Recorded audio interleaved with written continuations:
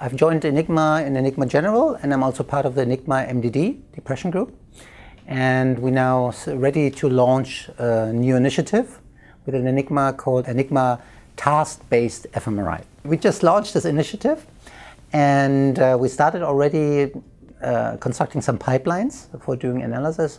And the first would really be to assemble as many subjects as possible.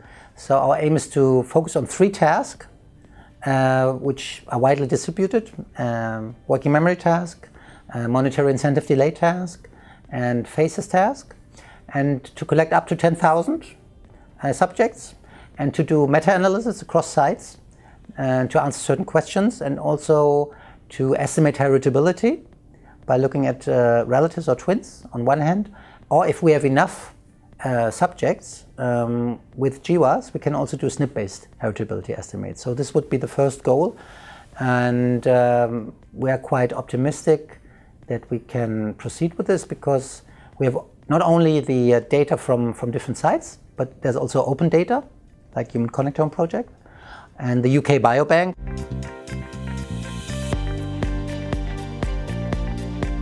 I've been doing mainly functional MRI, like so many people in the field, and ENIGMA has started with structural MRI, which makes sense because it's a highly reliable measure and easy to collect. But now they're doing also DTI and resting state. And the next logical step is to do functional MRI, because we think that mental disorders are based on disorders or dysfunctions of brain circuits, and functional MRI is a good thing to measure the function of brain circuits, and therefore, we should go for that.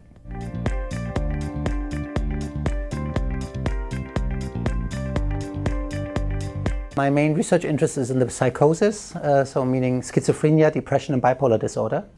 And we have ourselves a large project called MOODS and INTEGRAMENT, in which we have a functional imaging battery for health controls for patients with these 3 disorders. First-degree relatives with these disorders, and we measure 6 functional paradigms in order to map as many functional brain circuits as possible. We're also interested in imaging genetics at common genetic influences on these disorders, but also on differences. And so, in a way, this is, I think, it's a good approach because the disorder-focused research is not anymore really appropriate, because we know there's a lot of overlap, particularly with genetics in these disorders. There's a lot of overlap of symptoms, and the labels we use, which are disorders, are sometimes a little bit artificial, and nature is not like that. It has these categories, but it's rather an overlapping spectrum, and that's why I think it makes sense to look at several disorders at the same time.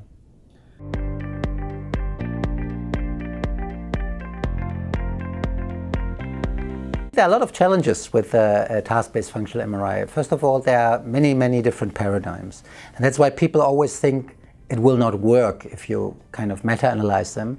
But I think that's not true, because for 3 reasons. First of all, there are some paradigms which are used worldwide in certain domains. Second, you can try to analyze paradigms of one domain together. For example, in working memory, you have a NBAC or you have a Sternberg task, but for certain questions you can put them together. And the third and interesting thing is that you can also analyze functional data like you're analyzing resting state data in 2 ways.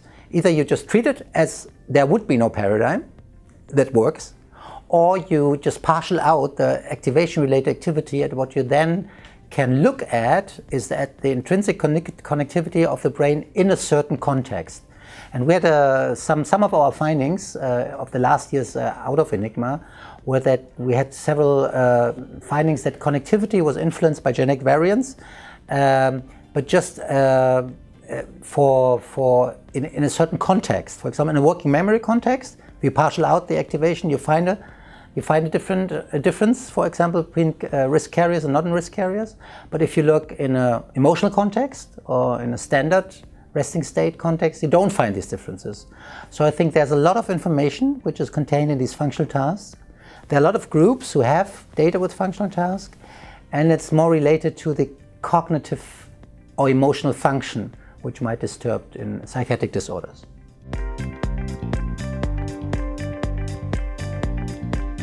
We will put up our project on the ENIGMA website, and we're happy that people join.